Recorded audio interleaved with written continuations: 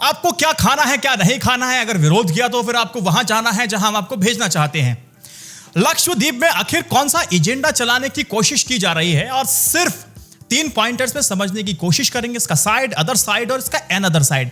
Comment आया कि वैभव भाई अशोक जी का कि आप लक्षद्वीप पे कमेंट कीजिए, तो मैंने पूरा वीडियो बना दिया। तो कमेंट करने में गुरेज परहेज मत कीजिएगा, लाइक डिसलाइक अभी कर दीजिए। तो लक्षद्वीप एक यूनियन टेरिटरी है, स्टेट असेंबली वहां पर नहीं है।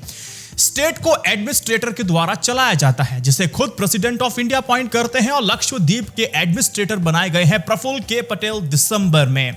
इतिहास में नजर डालेंगे तो सफर बड़ा सुहाना है, कहेंगे कि लाइफ हो तो बिल्कुल प्रफुल्ल पटेल जैसी। गुजरात के मुख्यमंत्री जब नरेंद्र मोदी जी हुआ करते थे तो अमित शाह गृह मंत्री हुआ करते थे, लेकिन सीबीआई जब जांच कर रही थी इशरत जहान के केस में तो अमित शाह को आरोपी बनाया गया था, और अमित शाह को उस वक्त गृह मंत्री के पद से इस्तीफा देना पड़ा था। 2012 में इन्हीं प्रफुल्ल के पटेल को वहां का गृह मंत्री बना दिया गया था, और यही प्रफुल्ल के पटेल अब लक्षद्वीप के एडमिनिस्ट्रेटर बना दिए गए हैं। क्या आपको पता है लक्षद्वीप में फर्स्ट वेव में कोरोना का एक भी केस नहीं था? वजह थी एसओपी, स्टैंडर्ड ऑपरेटिंग प्रोसीजर। जैसे कि कोई व्यक्ति लक्षद्वीप घूमने आता था या फिर वहां पर आ रहा था तो उसे मैंडेटरी कोची में 7 दिनों का क्वारंटीन होना पड़ता था। आरटीपीसीआर टेस्ट में अगर वो नेगेटिव आया तो उसे लक्षद्वीप आने की परमिशन दी जाती थी, और उसको भी वहां पर मैंडेटरी 7 दिन तक क्वारंटीन रहना पड़ता था। लेकिन जब प्रफुल्ल के पटेल साहब आते हैं तो उन्होंने इसी गाइडलाइंस में, एसओपी में संशोधन किया, और सेकंड वेव में देखा कि केसेस किस तरह से तेजी से बढ़ रहे थे, क्योंकि प्रफुल्ल के पटेल ने क्वारंटीन गाइडलाइंस में अच्छी खासी ढील दे दी थी, और वहां के लोग वहां के चुने हुए जो नेता थे वही कह रहे थे कि आपने काम गलत किया। मानते हैं कि इकोनॉमिक एक्टिविटीज को पुश करने के लिए भले ही कोशिश की गई हो, लेकिन क्वारंटीन गाइडलाइंस के साथ कोताही नहीं बरतनी चाहिए थी। नतीजन कोरोना केसेस तेजी से बढ़ रहे हैं और इकोनॉमिक एक्टिविटीज बहुत तेजी से चल रही है। तो वहां के नेता ये आरोप लगा रहे हैं और ये बात कह रहे हैं। लेकिन लक्षद्वीप में जो अशांति इस वजह से है, लोगों के अंदर जो डर है, वो ड्राफ्ट नोटिफिकेशन है। मुख्य बातें करूंगा अपनी बातों के साथ, मेरी मन की बात, लेकिन होगी वो काम की बात। देखो, लोगों का जो डर है वो अंदर घर कर चुका है। लोगों का डर है 28 मार्च 2021 में जारी उस ड्राफ्ट नोटिफिकेशन के साथ। ड्राफ्ट नोटिफिकेशन में साफ तौर पे लिखा है कि सरकार किसी भी जगह को प्लानिंग एरिया डिक्लेयर कर सकती है, वहां स्मार्ट सिटीज कुछ भी बना सकती है, लैंड बना सकती है। ऐसे लोगों को लगता है कि अगर उनकी जमीन को जबरदस्ती उनसे छीना जा सकता है और वो सभी बेघर हो जाएंगे। ये चिंता सही भी है, क्योंकि दमन में हमने देखा है प्रफुल्ल के पटेल ने क्या किया था कि सी फ्रंट लैंड पर 90 घरों को डेवलपमेंट होगा ऐसा कह करके उसको तुड़वा दिया था। जब वहां के कलेक्टर से कहा गया कि इंसानियत के नाम पर कम से कम इन गरीबों को तो आप घर को अलॉट कर दीजिए, तो कलेक्टर साहब कहते हैं कि इन जैसे लोगों के लिए ही तो हो प्रधानमंत्री आवास योजना बनवाई है, जाके पैसा लीजिए, बनवाइए, क्या समस्या है इसमें? That was the attitude. और ड्राफ्ट में यह भी लिखा है कि अगर आपने विरोध किया तो गिरफ्तारी करने के लिए कड़ा कानून लाएंगे और सजा दिलाई जाएगी। ड्राफ्ट तैयार किया गया है। इसमें anti social activity regulation act में कहा गया है कि किसी भी व्यक्ति को 1 साल तक बिना पब्लिक डिस्कोर्स के हिरासत में लिया जा सकता है। अगर हम एनसीआरबी का डाटा देखेंगे तो क्राइम रेट लक्षद्वीप में बिल्कुल भी ना के बराबर है, बहुत शानदार है, जानदार है, ये सारे देखने को मिले हैं।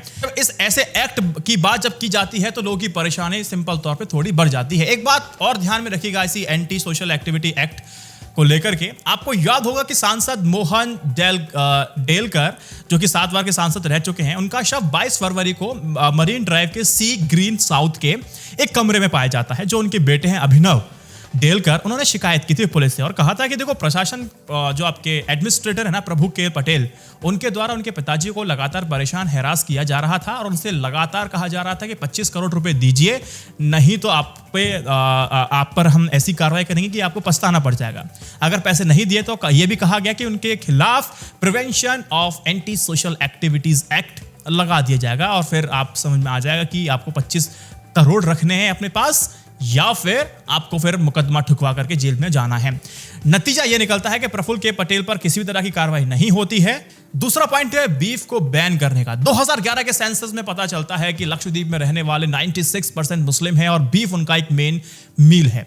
लोग आरोप लगा रहे हैं कि पटेल की कोशिश है कि वहां का खान पान को बदला जाए, और ड्राफ्ट में साफ तौर पर लिखा हुआ है कि अगर कोई व्यक्ति बीफ को खाते, बेचते या फिर स्टोर करते या ट्रांसपोर्ट करते अगर दिखाई देता है तो उस पर कड़ी कार्रवाई की जाएगी, इसको सीज किया जाएगा और साथ ही जो दंडात्मक जो कार्रवाई है वो भी की जाएगी।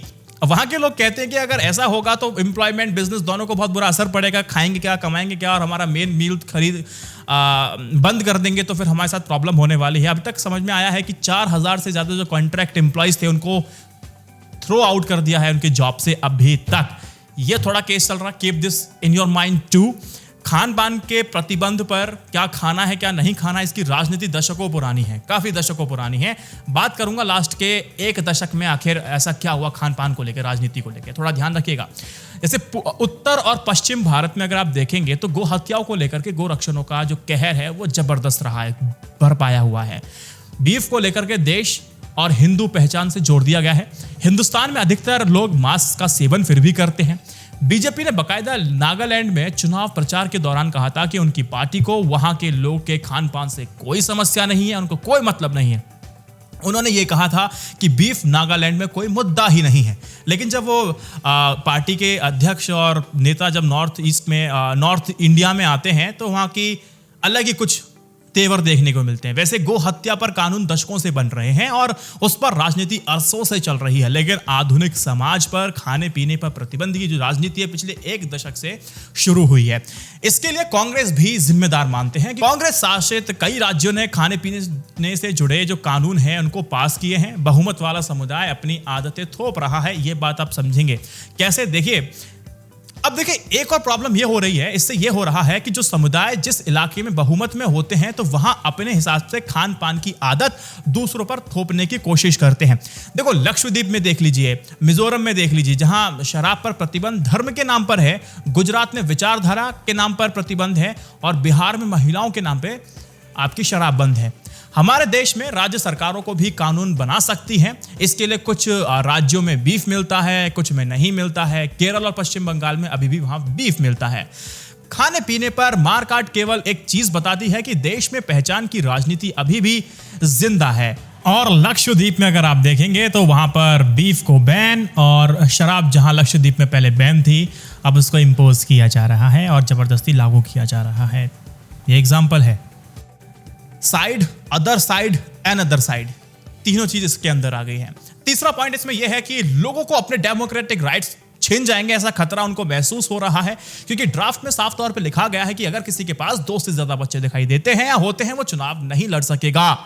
अब आप मुझे बताइए, प्रफुल्ल पटेल ने कहा कि ऐसा तो दूसरे राज्यों में भी है, तो इसमें क्या समस्या आ गई? तो मुझे आप बताइए वो ऐसे कौन से राज्य में है जहां से अगर 2 से ज्यादा बच्चे होंगे तो आप चुनाव नहीं लड़ सकते? अगर पूरे देश में अगर इसको लागू कर दिया जाएगा तो कैसा होगा, ये भी मैं आपके माध्यम से समझना चाहूंगा। कमेंट कीजिए, बात करेंगे। बात है डेमोक्रेटिक राइट्स की, तो भारत के अंदर ही बहुत अच्छी बात यह है कि पत्रकार जो सरकार के खिलाफ बोलते हैं तो यूएपीए बिल्कुल सड़क में घूमता रहता है, जब चाहे वो पत्रकारों पर चिपक जाता है जो सरकार के खिलाफ बोलता है। अभी तो वो बुरी स्थिति नहीं है, लेकिन जो पत्रकार जेल के अंदर जा चुके हैं और फिर बाहर निकल के आए, उनसे पूछेगा कितनी बुरी स्थिति हो गई है। सिंपल सी बात यह है कि डेमोक्रेटिक राइट की बात तो यह है कि जब भी ऐसी कोई बात निकल के सामने आती है तो अपना विरोध दर्ज कराइए। अगर आपको लगता है कि चीज़ सही है तो उसको सोशल मीडिया पे शेयर कीजिए, अगर आपको लगता है कुछ गलत है तो सोशल मीडिया पे उसको शेयर कीजिए, क्योंकि आपकी बात लाखों तक, हजारों तक कब कैसे पहुंच जाए आपको नहीं पता। भले ही आपकी पोस्ट पर सिर्फ 100 लाइक्स होंगे, लेकिन पता चलता है कि वो व्हाट्सएप पे वायरल हो रही है। इसीलिए हर मुद्दे पर अपनी राय रखना जरूरी है, और लोकतंत्र की खूबी यही है कि वो पक्ष, प्रतिपक्ष और विपक्ष को बड़ा सुंदरता से सुनता भी है और रखने की बात भी देता है। अगर चाइना में देखेंगे, नॉर्थ कोरिया, साउथ कोरिया की तरफ आप बढ़ेंगे, स्थिति उतनी बेहतर नहीं जितनी स्थिति बेहतर भारत के अंदर। तो उम्मीद है कि अगर आप कमेंट करेंगे तो सारी बात मैं आपसे करूंगा। इसीलिए आप इस वीडियो को शेयर कीजिएगा, व्हाट्सएप, इंस्टाग्राम, फेसबुक, ट्विटर, वहां शेयर कीजिए। INI न्यूज़ इंडिया को फॉलो कीजिए, और साथ ही INI न्यूज़ इंडिया की जर्नलिज्म को सपोर्ट करने के लिए यूट्यूब पेट्रियन मेंबरशिप लीजिए। जय Hind, Vande Mataram, stay updated, stay educated, सत्यमेव जयते। नमस्कार, खाते रहिए, पीते रहिए, INI न्यूज़ इंडिया को देखते रहिए। हर दिन वीडियो आ रहा है, इसको भी ध्यान रखिएगा।